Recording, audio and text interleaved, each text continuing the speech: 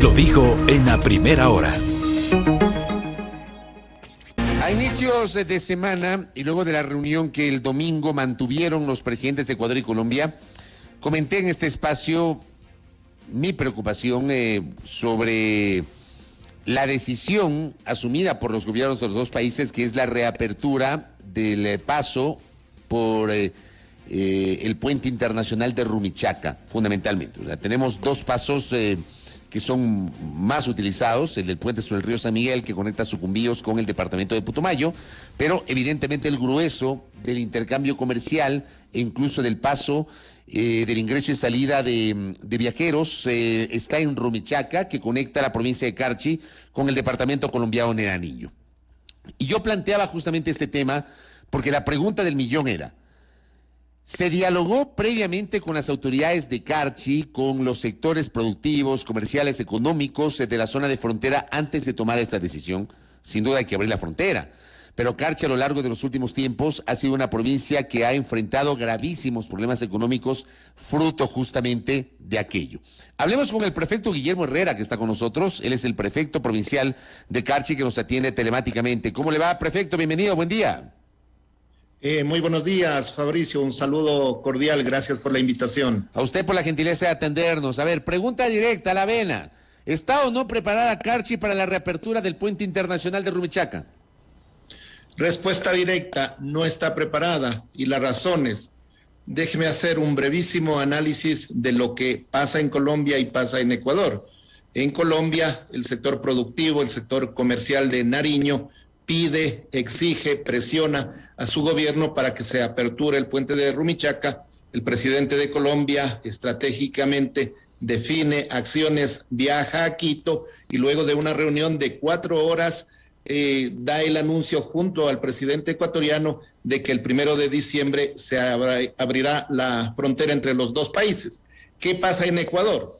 No se consulta a autoridades locales, no se consulta a gremios, a sectores productivos y, como siempre, se toma una decisión sin conocimiento de la realidad del territorio, una decisión desde la centralidad de Quito, y esa es la diferencia.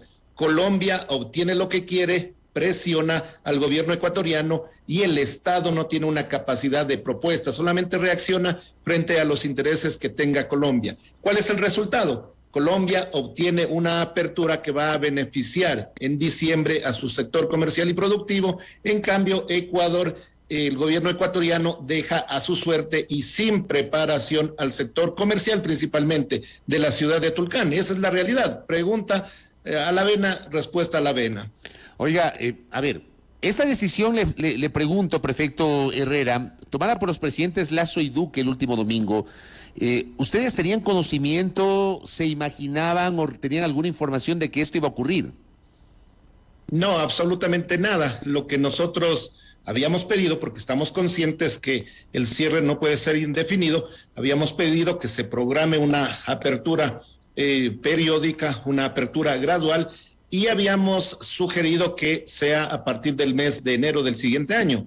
Pero la decisión es la peor que se puede tomar en diciembre, justo en la temporada donde los sectores comerciales más venden, se han preparado con sus productos para la venta, y esta apertura, si no se la norma adecuadamente a través del COE ecuatoriano y su contraparte colombiana, va a generar inconvenientes. Mucho más allá, si analizamos otro elemento. Hemos pedido como autoridades locales permanentemente que se dé un trato preferencial a los cantones fronterizos.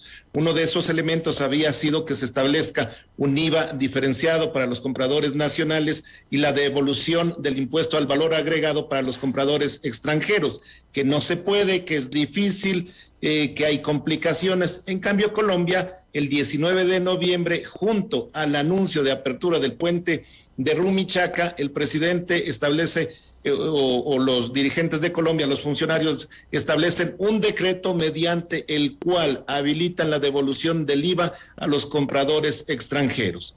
Otra vez hacemos un análisis, qué es lo que pasa en Colombia. Las medidas de política pública se establecen con un objetivo. En Ecuador no pasa eso, solo se reacciona y es tiempo de cambiar. Esperamos que el presidente de la República y el ministro de la Producción por lo menos tomen en cuenta medidas espejo frente a las medidas adoptadas en Colombia. De esta manera, de alguna forma, limita, reducir el impacto negativo que tendríamos en el sector comercial. Durante estos 19 meses, desde que comenzó la pandemia o comenzó la emergencia sanitaria acá en 16 de marzo del 2020, todo este tiempo que ha transcurrido, ¿cómo le ha ido al Carchi en la parte comercial, tomando en cuenta que la frontera estuvo cerrada? ¿Cómo les fue a ustedes? Mire, ha permitido que el sector comercial por lo menos tenga un respiro, que puedan tener ingresos que les permita solventar las cosas que tienen que hacer, que se prepare de mejor manera. Se han abierto otros negocios y era lógico pues que debían estar preparados para la apertura, pero una apertura dialogada, planificada estratégicamente. Hay sectores y sectores. El sector de transporte interprovincial no se ha visto afectado, el sector de servicios tampoco. Lo que nosotros estamos como autoridades locales pidiendo por el sector más afectado, que sería el sector comercial.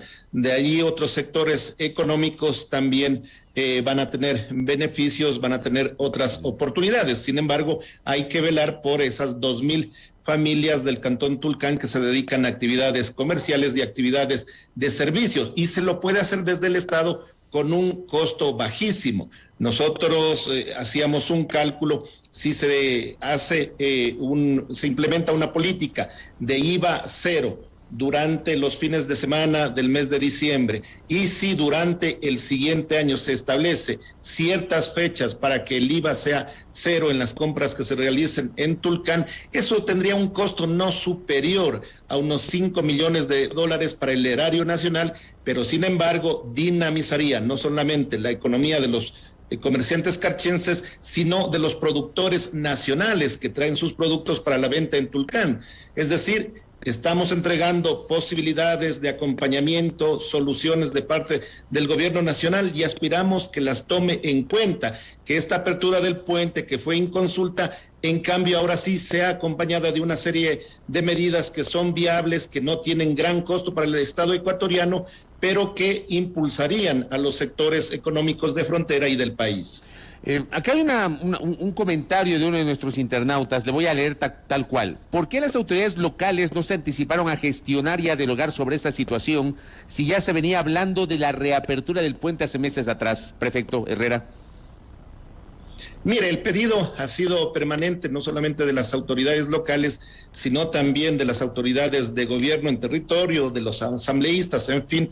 El pedido había sido que esta apertura sea programada y que se la inicie el siguiente año. Repito, no vamos a pensar que el cierre debe ser indefinido. También se han generado con el cierre pasos ilegales, situaciones de inseguridad para la gente que necesita trasladarse a uno u otro lado de la frontera. Estamos de acuerdo con la apertura, pero una apertura que responda a los intereses del Ecuador. ¿Hasta cuándo nuestro país va a carecer de una estrategia para favorecer a sus sectores y solamente, repito, va a estar reaccionando frente a las presiones, a las medidas y a los intereses que tenga Colombia? Una vez se demuestra que Colombia sí tiene una planificación, que su gobierno sí escucha a sus ciudadanos y a sus productores, y que en Ecuador no pasa eso, que en Ecuador hay una venda y no se ve más allá de Quito y de Guayaquil, y a las fronteras se las tiene en abandono, ni siquiera se consultan posibles acciones que toman los gobiernos. Aquí hay otro comentario de nuestra audiencia. ¿Qué pasa con los productores que tienen feria los días jueves y domingos? Son productores de Imbabura, dicen.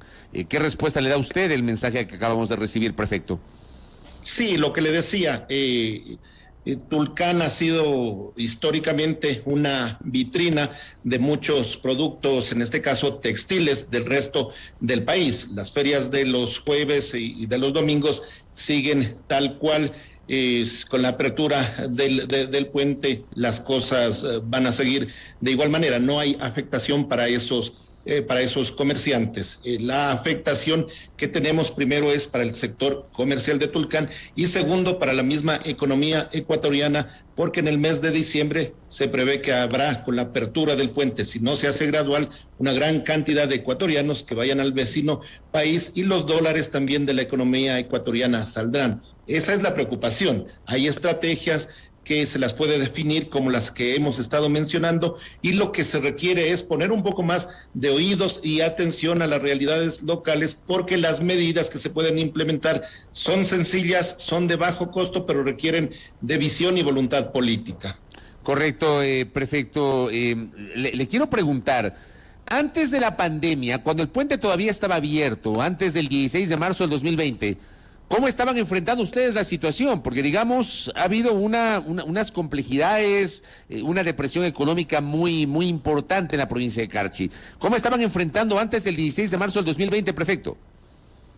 Mire, de alguna manera el sector productivo de la provincia se ha adaptado de una manera adecuada. Carchi tiene un sector agropecuario, un sector agroindustrial que ha ido haciendo sus inversiones, que genera una gran cantidad de empleo, y en estos años de crisis para el sector comercial ha sido el sector productivo el que ha respondido y ha levantado la economía de nuestra provincia. Otro grande sector, el sector transporte interprovincial e internacional de carga, también generan empleo en menor medida, pero han sustentado la economía. El sector que más le ha costado una transición, un cambio, ese es el sector comercial. Por eso nosotros también estamos pidiendo al gobierno, y lo hemos pedido constantemente, el establecimiento, por ejemplo, de una zona franca.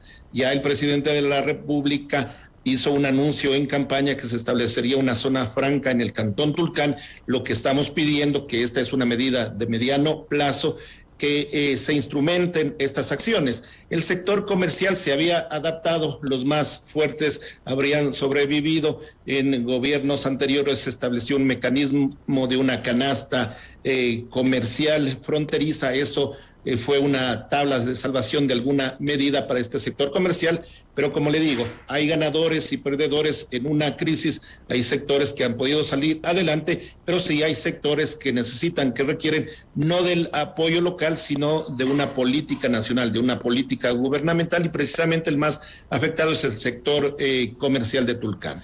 Muy bien, prefecto. Le agradezco por el tiempo, estamos expectantes. Yo, como dije en mi comentario del día lunes y lo repliqué también el martes, hay que pensar en la economía de la provincia de Carchi con soluciones complementarias. Está claro que el puente en algún momento tenía que reabrirse, habría que dar paso a la reapertura del puente internacional de Rumichaca, pero sin olvidar justamente la economía de Carchi. Estamos pendientes de aquello, prefecto, que tenga una buena mañana.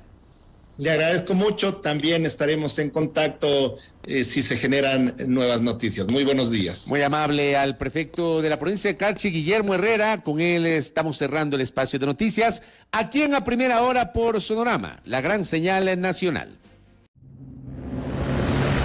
Primera Plana, todas las noticias, todas las voces.